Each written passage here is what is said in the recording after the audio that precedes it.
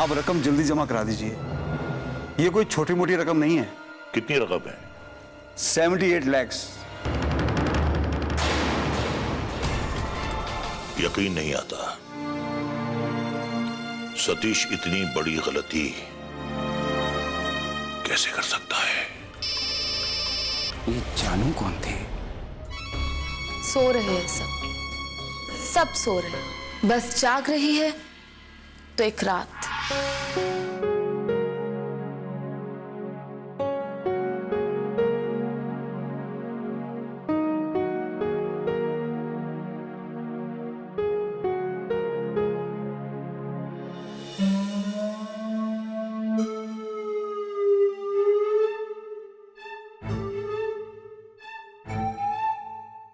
नंदिनी,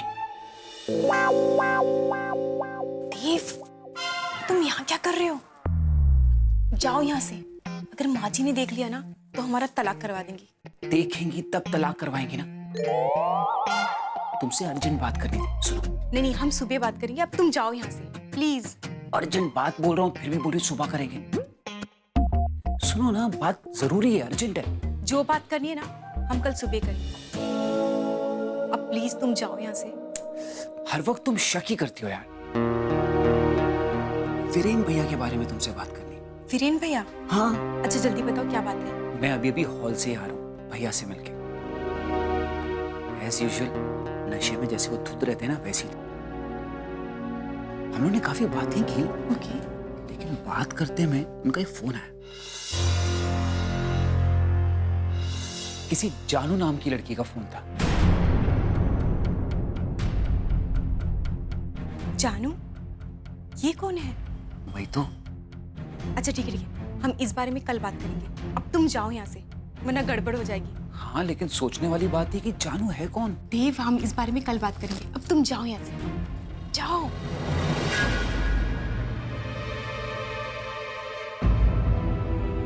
जेठ जी शराब पीकर रोज आते हैं, ये तो सबको पता है।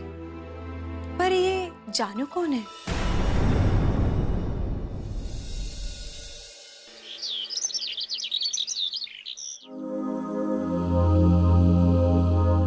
ब्रेड फ्रिज में है ना नंदिनी? अरे नहीं नहीं दीदी, ब्रेड मत लो, मैंने पराठे बनाए हैं, ये ले लो।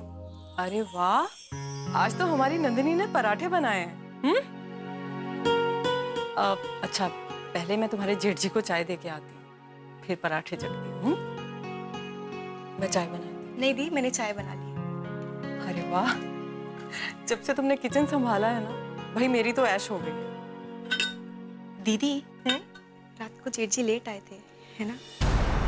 पता नहीं, मैं सो गई थी। और वैसे भी ये कौन सी नई बात है? नई बात तो कोई नहीं है। तो फिर पूछ क्यों रही हो? पूछ इसलिए रही हूँ, रात को देव ने जेठ जी को देखा और वो बता रहे थे काफी देर तक दोनों भाइयों ने बातें की। क्यों? देव को कल पहली बार पता चला कि उसके बड़े भैया इतनी शराब पीते हैं? नहीं, पता तो था पर कल ही देखा। चलो, इसी बहाने से देव ने देख भी लिया कि उसके बड़े भैया रोज नशे में धुत होके घर पे आते हैं। दीदी, अपने अधिकारों को ना पहचाना जाए, उनके लिए जिया ना जाए, तो एक ना एक दिन अपना अस्तित्व ही मर जाता है। अस्तित्व होगा तो मरेगा ना। वही तो कह रही हूँ दीदी, अपने अस्तित्व को बचाने के लिए अपने अधिकारों को पहचानना पड़ता है, उनको पाने के लिए लड़ना पड़ता है। नंदिनी, अगर लड़ झगड़ छीन कर अधिकार मिलता है तो मुझे नहीं चाहिए। ऐसा अधिकार मुझे नहीं चाहिए। इसी सोच को तो बदलनी है। Please do not surrender, fight for your rights. Nandini, अब मैं जाऊं या तुम्हें कोई और सवाल पूछना मुझसे? हाँ दीदी, ये जानू कौन है?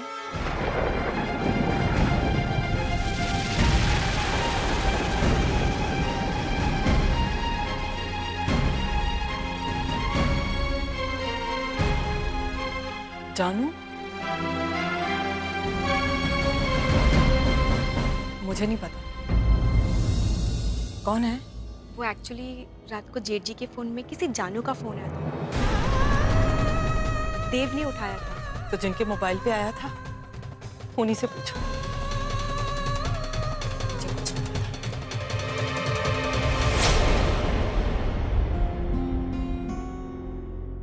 ऐसा क्यों लगता है कि दीदी जानती है ये जानू कौन है?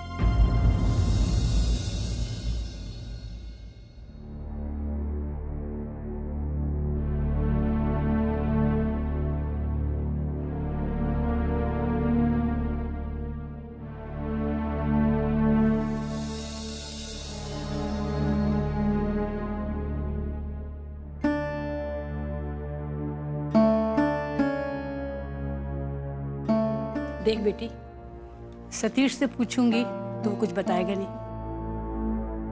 तू ही बता, आखिर ये सब कुछ हुआ कैसे? पता नहीं माँ जी, मैंने खुद कई बार पूछा है, लेकिन ये सही सही बताते ही नहीं है। क्या तुझे भी नहीं बताया? जब भी पूछो तो उनका वही जवाब रहता है कि इंटरनेट का जमाना है, मार्केटिंग बदल रही है। बेटा, जमाना तो बदलता ही रहता है, लेकिन समय के साथ चलने को ही समझदारी कहते हैं। हाँ माँ जी, शायद यही कोशिश सफल हो जाए। खुलकर तो कुछ बताते नहीं है। इतना जरूर है कि नुकसान काफी हुआ है। नुकसान? ये बात कुछ समझ में नहीं आई। सतीश तो बहुत होशियार लड़का है। माँ, बात यह है कि इंटरनेट पे आप टैक्स छुपा नहीं सकते, और काफी सारे रिटेलर्स ऐसे हैं जिन्होंने पैसा भरा ही नहीं है, और सारी जिम्मेदारी इन पे आ गई है। अच्छा, तो आखिर अब सोचा क्या है? सोचा तो बहुत कुछ था माँ। मैंने अपने सेवर भी बेच लिए और ये नंदिनी के पास भी गए थे। अच्छा, तो नंदिनी के पास इसीलिए गया था सतीश? नहीं माँ, वो फैक्ट्री के पिछले वाली जगह को बेचने के सिलसिले में साइन करवाने गए थे नंदिनी से, पर उसने मना कर दिया। नंदिनी ने मना कर दिया? हाँ माँ, अगर नंदिनी साइन कर देती तो प्रिया भी साइन कर देती और उस जगह को बेचकर सारा टैक्स भरा जा सकता था। तू फोन लगा नंदिनी को, मैं बात करती हूँ। नहीं, रहने दीजिए, मना कर दिया उसने तो कोई बात नहीं। अरे बेटा, तू फोन तो लगा।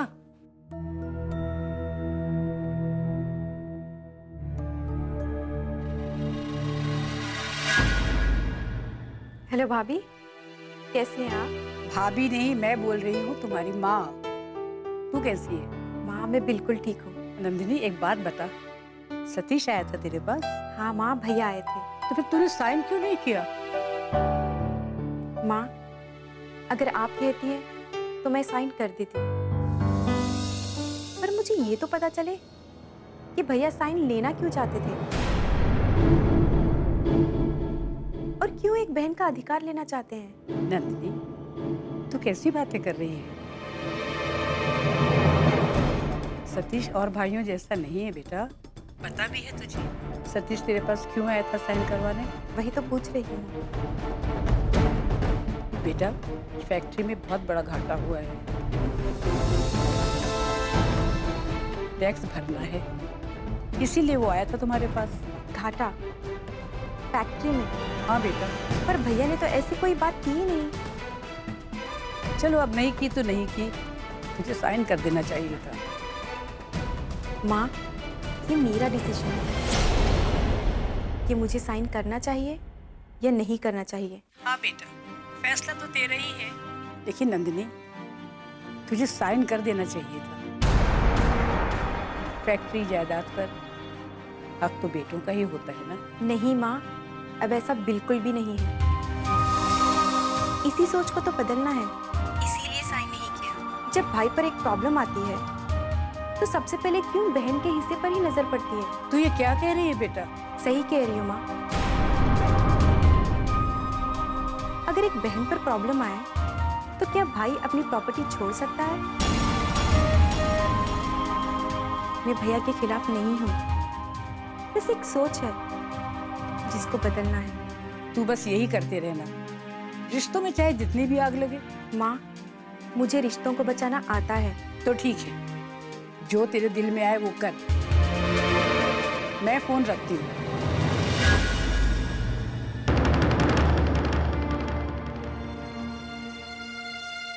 भैया को मुझसे खुलकर बात कर लेनी चाहिए थी। कोई ना कोई हल जरूर निकाल ही लेते। ये रहे पैसे, लेकिन याद रखिएगा, ये पैसे मैं आपको बच्चे को इस दुनिया में लाने के लिए दे रही हूँ। एबॉर्शन किसी सूरत में नहीं होना चाहिए।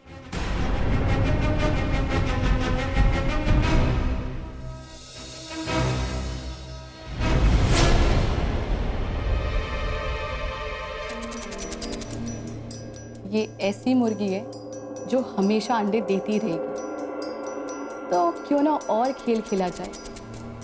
1 बंद 2 कांच।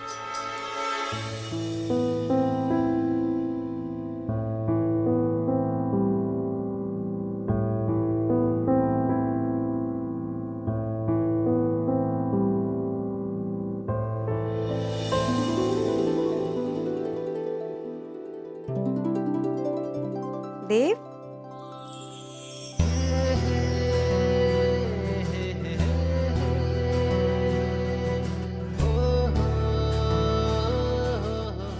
अरे बंद क्यों कर दिया?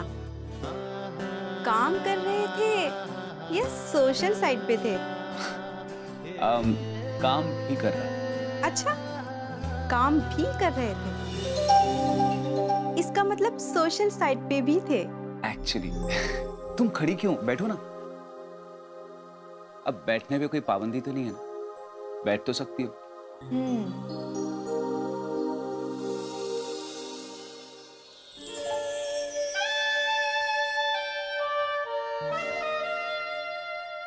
वैसे कमरा तो तुमने बिल्कुल आर्टिस्टिक बना दिया है। I like it. तुम्हें यही रंग पसंद है ना? हाँ। नंदिनी, पता नहीं वो दिन कब आएगा जब तुम और मैं इस कमरे में रहेंगे। वो एक ना एक दिन जरूर आएगा।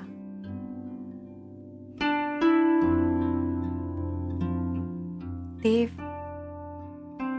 मुझे 45 लाख की जरूरत है।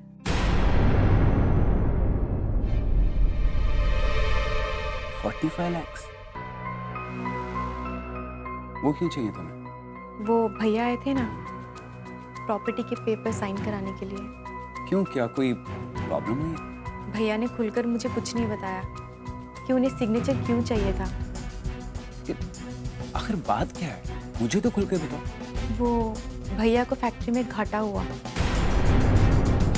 चले थे ऑनलाइन बिजनेस करने के लिए, पर रिटेलर ने टैक्स नहीं भरा, तो कुल मिला के 78 लाख का घाटा हो गया। 78 लाख? Oh my God. इसीलिए भैया आए थे कि फैक्ट्री के जो पीछे जगह है ना, उसको बेचकर टैक्स भरा जाए। तो सही तो है नंदिनी, इसमें बुराई क्या है? बेच देनी चाहिए। नहीं देव, मैं ग्रीडी नहीं हूँ, पर मुझे एक बात बताओ कि भूमि के उसी हिस्से को क्यों बेचा जाता है जिसमें बेटी का भी हक होता है? भैया को टैक्स चुकाने के लिए कोई और रास्ता ढूंढना पड़ेगा। ये भी तो है। इसीलिए कह रही हूँ, अगर तुम 45 लाख दे देते तो मैं भैया की हेल्प कर सकती हूँ। ठीक है, मैं माँ से बात करता हूँ। माँ से बात करनी पड़ेगी? हाँ, बात तो करनी पड़ेगी। तुम तो जानती हो ना, माँ की मर्जी के बिना इस घर में एक पत्ता भी नहीं हिल सकता। ठीक है, पर समझदारी से बात करना। अगर वो मना कर देंगी तो गुस्सा मत होना। ठीक है, तुम्हारी प्रॉब्लम तो सॉल्व समझो हो ही गई, कर दूंगा। अब लेकिन मेरी प्रॉब्लम का क्या होगा, वो तो तुम्हें ही सॉल्व करनी है। तुम भी ना।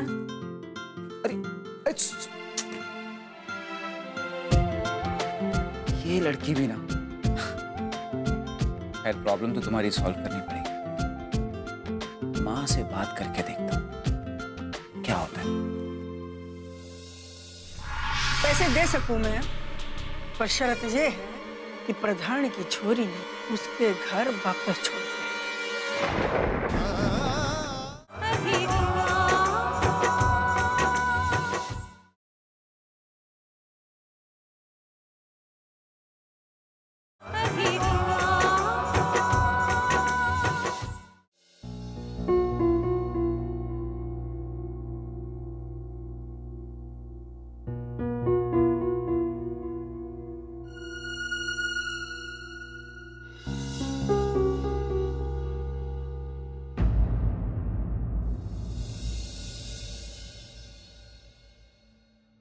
आ गया जोरू का गुलाम। फुर्सत मिल गई माँ के पास आने की। ना एक बात बता, ऐसा क्या जादू कर दिया उस छोरी ने जो उसके अलावा तुझे कुछ नजर ही ना आता है? बात कर लूं? हाँ तो करना, आ बैठ। क्या बात है? हर वक्त आप नंदिनी के पीछे क्यों पड़ी रहती है? क्यों बुरा भला बोलती रहती है उसको? मैं कैसा बोलूं? तू समझा दे मन्ने। जही बात करने आया है, हाँ? अगर जही बात करने आया तो जा अपना काम कर। नहीं, दरअसल कुछ पैसे मांगने आया था माँ।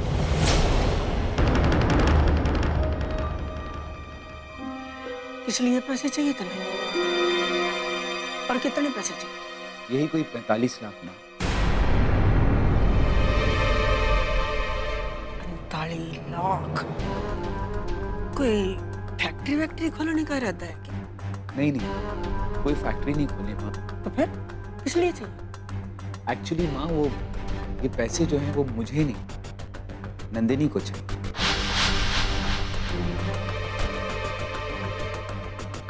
माँ कुछ बोलो ना माँ। न के बोलूं? अरे मेरा जवाब तो तन्ने पतो है। ना मिल सके इतने पैसे। क्यों ना मिल सके? मतलब नंदिनी का इस घर पे कोई अधिकार है या नहीं है? अधिकार की बात तो करना मत। बोल दिया ना मिल सके तो ना मिल सके, बस। तो यही तो पूछ रहा हूँ ना माँ कि क्यों नहीं मिल सकते हैं? देख, जितना तेरी पढ़ाई लिखाई पे खर्चा होयो, उसकी एक कौड़ी ना मिली हमें। प्रधान ने 2 कपड़ों में छोरी ने विदा करके अपना पल्ला तो झाड़ लिया। हाँ? जा, नहीं है मेरे पास पैसे। नहीं है या देना नहीं चाहती हैं? जय समझे, नहीं देना चाहती। माँ प्लीज प्लीज माँ, ऐसा मत करो माँ। नंदिनी ने मुझसे पहली बार कुछ मांगा है, उसे बहुत जरूरत है। ना होगी जरूरत, ठीक है, मैं दे सकूं पैसे, पर हमारी एक शर्त है। शर्त? कैसी शर्त माँ? माँ बताइए, मैं आपकी हर शर्त मानने को राजी हूँ। सोच ले, मुकर ना जाना बाद में। ना माँ, बिल्कुल नहीं मुकरूँ। आप जो बोलेंगी मैं वो करूँ। आप बस बताइए। पैसे दे सकूं मैं, पर शर्त यह है कि प्रधान की छोरी ने उसके घर वापस छोड़ के आएगा।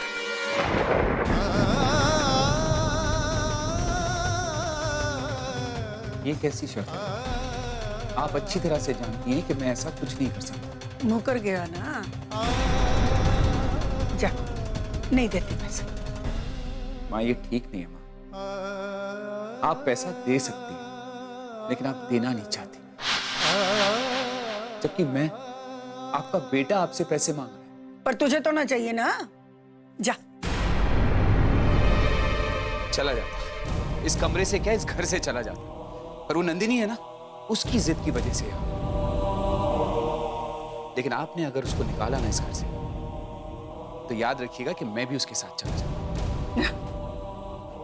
देव, अरे देव,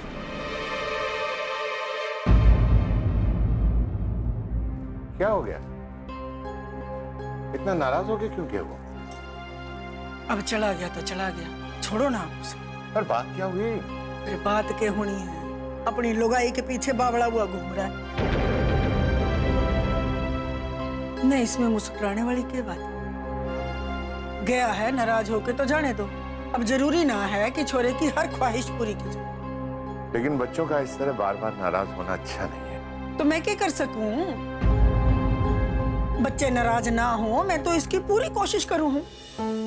जानता हूँ। आप जानते हो तो फिर सलाह क्यों दे रहे हो? बच्चे मेरे भी तो हैं। अरे मैं भी चाहूं कि वो खुश रहें, पर कब तक उनकी जिद के आगे सर झुकाते रहेंगे हम? मेरी समझ में नहीं आ रहा है इसमें सर झुकाने वाली बात कौन सी हो गई? और नहीं तो क्या, सिर झुकाने वाली तो बात है। जब हमारी शादी होकर तुम इस घर में आई थी ना, तो मेरी माँ भी ऐसी ताना मारती थी, दीवाना हुआ फिर रहा अपनी लुगाई के पीछे।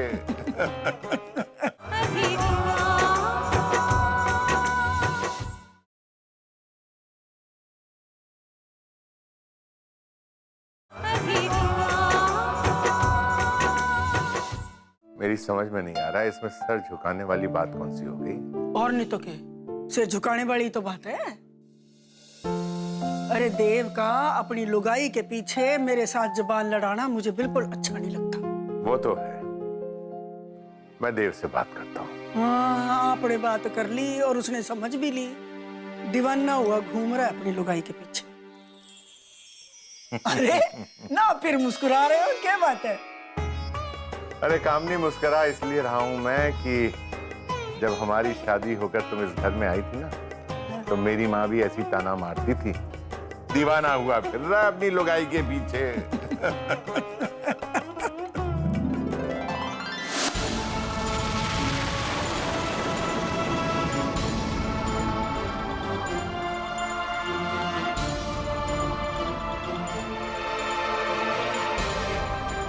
वो भैया को फैक्ट्री में घाटा हुआ, अगर तुम 45 लाख दे देते तो मैं भैया की हेल्प कर सकती हूँ।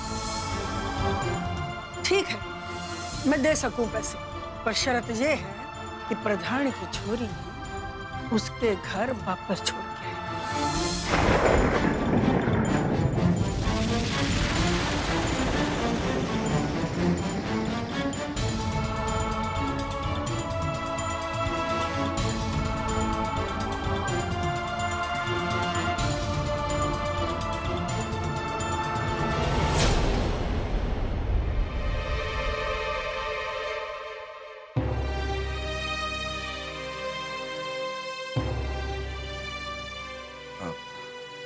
वो नंदिनी, बस कुछ कहने की जरूरत नहीं है,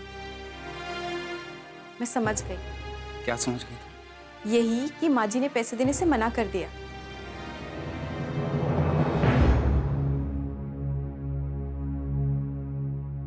पहली बार तुमने मुझसे कुछ मांगा और मैं पूरा नहीं कर सका। जानती हो क्यों? इस घर पर मेरा अधिकार ही नहीं।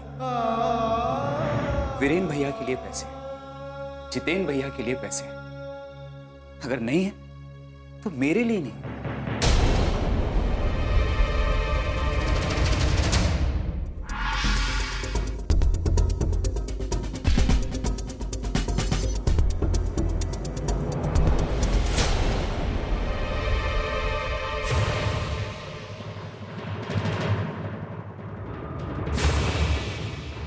10 लाख रखे थे मैंने अलमारी में, ये तो सिर्फ 5 लाख।